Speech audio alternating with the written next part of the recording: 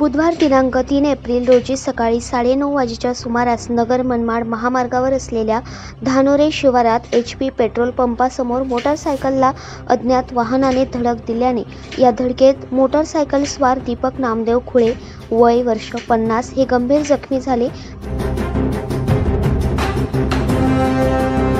येवला येथील उपजिल्हा रुग्णालयात त्यांच्यावर उपचार सुरू असताना त्यांचे निधन झाले।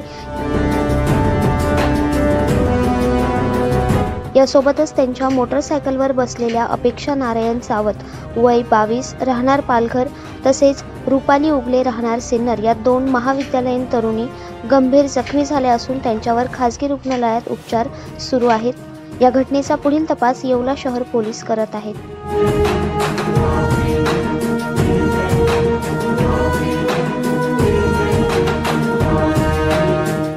दैनिक भ्रमरसाठी प्रतिनिधी दीपक सोनवणे येवला।